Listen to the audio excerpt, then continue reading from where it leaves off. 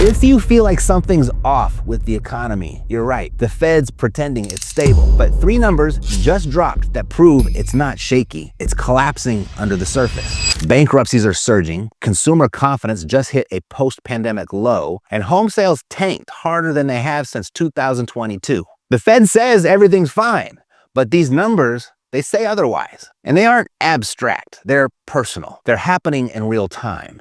And they're the first dominoes. The first one, 529,080 bankruptcies. That's how many Americans hit financial rock bottom in the past year. And that number is climbing fast. Personal bankruptcies rose 13%. Business bankruptcies jumped 14.7%. That surge wipes out the unusually low numbers we saw during the pandemic, back when stimulus checks and loan forbearance were keeping people temporarily afloat. According to the Administrative Office of the U.S. Courts, this rise reflects, quote, the financial realities many Americans and businesses are now facing. Translation? People are drowning, while the Fed is still selling sunshine. Second number, 52.3, the Consumer Confidence Index. That's the lowest level since the pandemic, according to the University of Michigan. But here's where it gets nasty. The expectations component, the part that measures how people feel about their future, that plummeted to 54.4. That's the lowest it's been since 2011, and well below what historically signals a recession. And consumer confidence isn't just a number, it's the heartbeat of spending.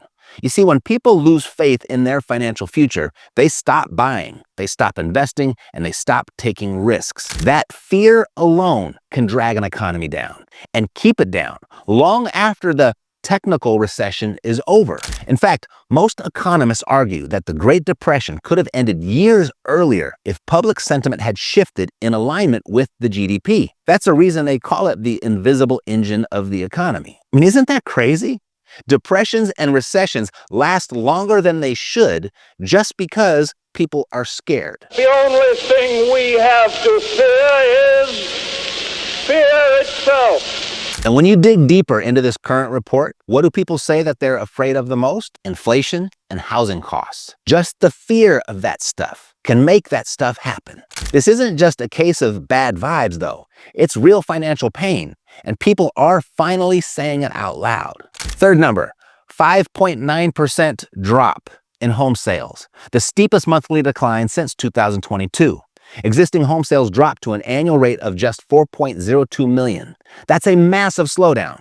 Lawrence Yun, chief economist at the National Association of Realtors, he even warned that housing mobility is at historical lows. He said it himself, this could signal less economic mobility for society. In plain English, if you can't move, you can't grow. And just to twist the knife, while sales collapsed, the median home price still hit $403,700. Fewer people can afford homes as prices keep climbing.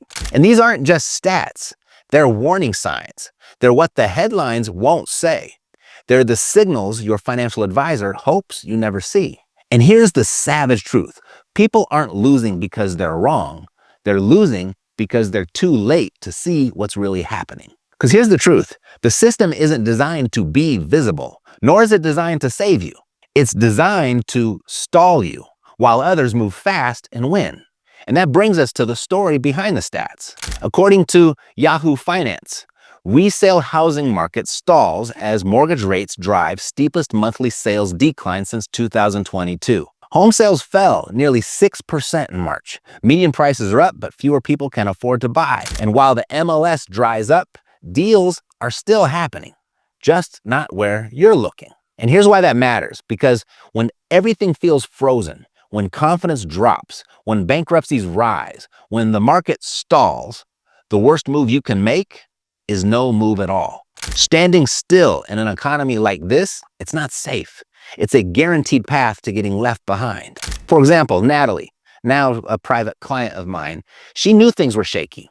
That's why she was being so careful. She was telling me about how, before we met, that she found an off-market duplex with a motivated seller and great numbers. So she pulled comps, ran repair estimates, modeled the financing, estimated rental income, and it turned out that her intuition was correct. It was a great deal. But while Natalie was still analyzing, another investor made the offer, and it got accepted. And just like that, Natalie was out. She did a bunch of work and now has nothing to show for it. She didn't miss out because she wasn't smart. She missed out because she was trained wrong. The system isn't broken. Her process was. She doesn't need perfection. She needs speed. She doesn't need every answer. She needs a smarter filter. Because the game isn't about getting it perfect. It's about getting in before it's gone. Off-market real estate is a game of speed. Every day you delay, someone else wins. The people who are getting ahead right now, they're not the smartest. They're just the fastest. The market isn't collapsing. It's evolving. Quietly. Rapidly. And if you're waiting for a sign, this is it. While Natalie was crunching numbers, checking permits, getting quotes, epic investors are making quick and dirty decisions and racking up deal after deal. Here's how it works over here. After we talk to a seller, we immediately come over to our epic quick and dirty deal decider, where we're going to calculate our quick and dirty math. This is going to give us a price range of what we want to get this property under contract for, with the potential of executing 3 different exit strategies. So it's going to give us a price range. And as long as we can get it in between that price range, we should be able to put a deal together. So it needs just 4 specific numbers. It needs the ARV, the after repair value, the square footage, the rehab level. So we just categorize initially our rehab jobs, either light, medium, or heavy. And then it asks for, or we need the monthly rent, what it's going to rent for in case we're going to hold the property. It does ask for the asking price. We don't need that for the calculation, so that is optional. Right now, we just need to drop in those basic numbers. So we could type it in if we would like, but it's just quicker and easier if we use the microphone feature. So the ARV of this property is $500,000. The square footage is 2,100 square feet. The rehab level on this property is a medium rehab job, and the monthly rent is $3,200. The seller said they don't want to accept anything less than $375,000. So once I've recorded that, I will go ahead and just hit the little checkbox. It'll take that audio file and convert that to text. I will then submit it, and it will run the calculations for me for the 3 exit strategies: the fix and flip exit, a wholesale exit, and then a buy and hold exit.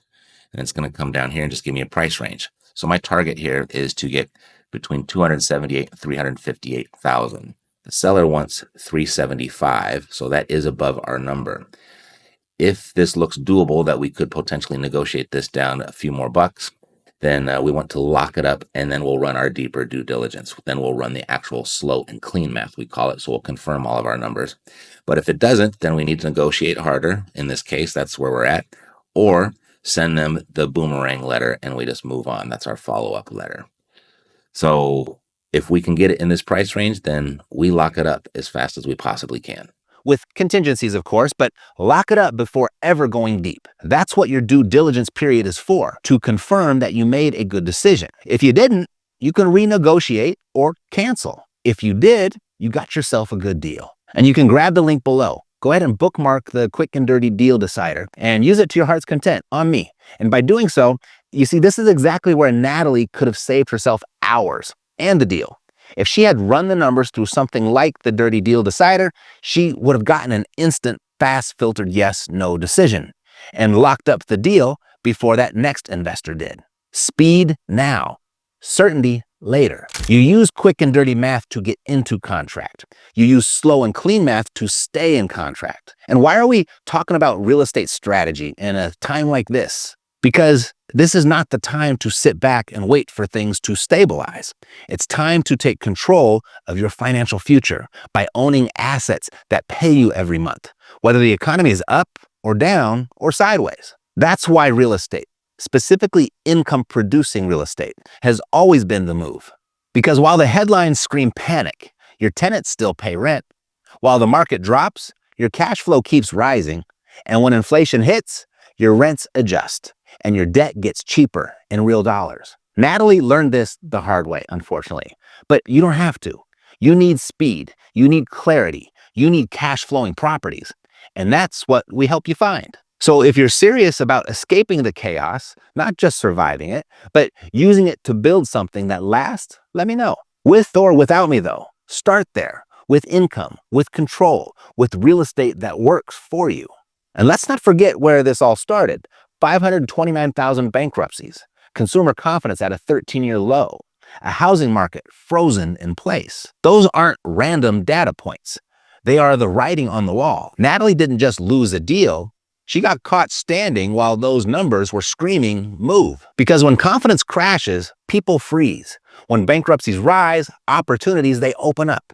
And when home sales fall, but prices hold, it means there's a window for investors who know how to operate off market. These three numbers, they're still ticking. And if you don't take them seriously, you're next. Because this isn't about Natalie. This is about you. Natalie didn't get beat by the market. She got beat by the clock. And right now, the people winning aren't louder, they're faster. At the very least, if you can't join us in Vegas, start using the Dirty Deal Decider to analyze your deals. If your deal checks out, get the contract signed. If it doesn't, move on to the next deal. It's indecision and overanalyzing that'll kill you in today's market. The next deal won't wait, and neither will the collapse. So if you're decisive and fast, you're gonna be all right. Hey, quick thing before you go. I'm running this weird experiment where I basically pay people to do real estate deals for them. And then I split the profits with them 50-50. And you can watch this right here to get all the details. And yeah, I know it's probably the most ridiculous offer that I've ever made, but it's working like crazy. And if you're thinking there's a catch, you would be right. I can only work with 2 to 3 people per city. So if you're curious, check out this video here to see if your market's still open. Or don't. It's not for everyone. Thanks for watching though. I'll see you next time. Take care.